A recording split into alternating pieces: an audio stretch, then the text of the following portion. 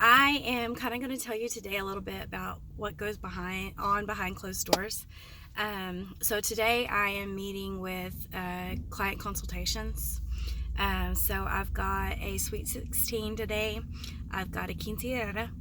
I've got two brides. So whenever I say I'm meeting for a client consultation, so either one, it's a client that's interested in just getting to know me, seeing if I may be the right fit for them, looking over packages, that sort of thing, or they have already looked at my packages online. I always send an email of information first. And so today, all of my clients are ready to sign the contract, make that next, take that next step to make it all official. So whenever I go to meet a client for a consultation first, I just try to get to know them.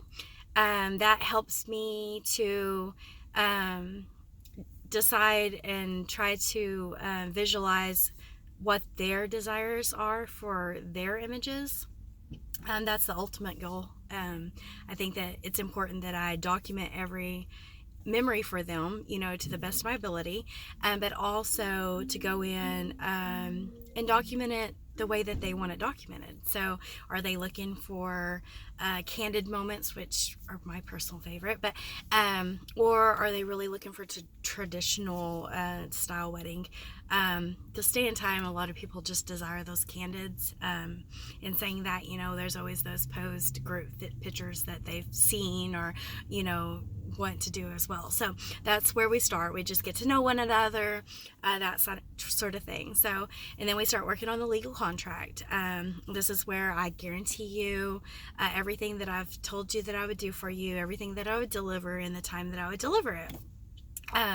So that's just the legality stuff there, but that's to protect you and your investment, and of course protect me as a professional. So that's really just laying everything out there, saying, hey, this is what we agreed upon, this is what we talked about, I'm going to stand behind my promise to you, and then this is what you're going to get, and you agree that you agreed to all that. So that's what the contract portion's for. Then we go into the fun stuff. So we start digging into your wedding portrait timeline and your portrait shot list. So I come in with a template, and it kind of has like your normal pictures, bride and groom with mom and dad, just kind of detailed it out.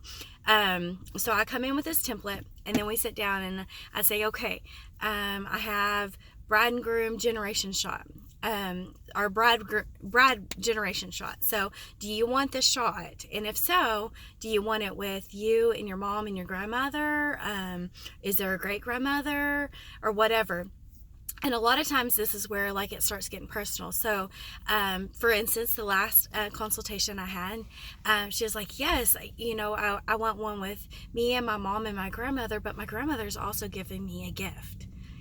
So can we include that as well? And I was like, perfect. So that's where we start sticking in those key moments that are special to you, that you want to make sure that you get. So we detail it on that timeline and make sure that that happens at that portion of the day, so it gets documented.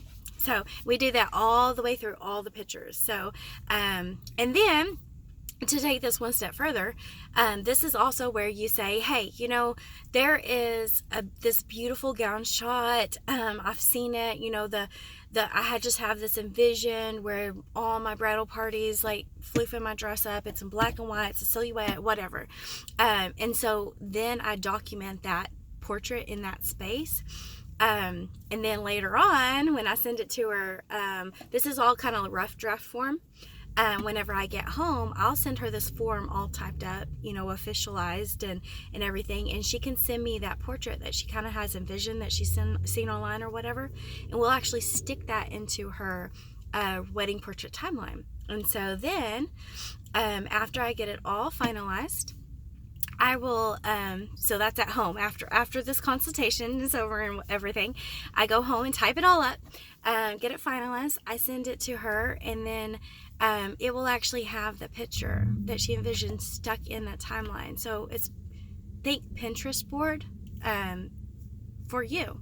And it's actually atomized by the time of day. So from 4:30 to 5, we get the first look shots, and we have this image stuck up there in there, you know, exactly the image that you have in mind. So then that goes back to you.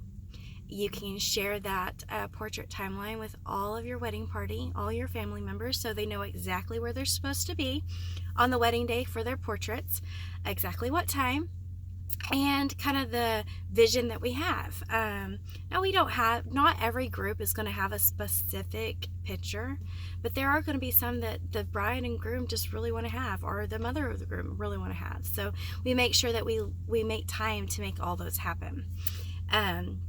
And then saying that as well, like that sheet also goes to my team. So it goes to my second shooter and my assistant. So on the wedding day, my assistant carries that around with her, and she checks off each picture, making sure that we get all of those in the day.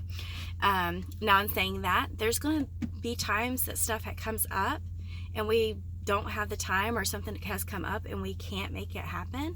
But in those instances, the bride understands, because she was in that moment too, and she's like, yeah, we didn't get the shot because you know, so-and-so wasn't there, or it started to rain so we couldn't go outside to get the shot, you know. But at least we have it there in front of us, and it's a checklist, and my assistant can go through and check off and making sure that we got the shots that we desire to get. So that's kind of what happens behind the scenes on Consultations. It's a very important step, I feel like, whenever I do book these big events or big weddings. So there you go. If you are looking to book a wedding or event, contact me. Let's get this thing going. So I can't wait to meet you, and I hope you'll have a wonderful rest of the day, and I hope I did good this very first video. So let me know, comment below. All right, thanks, bye.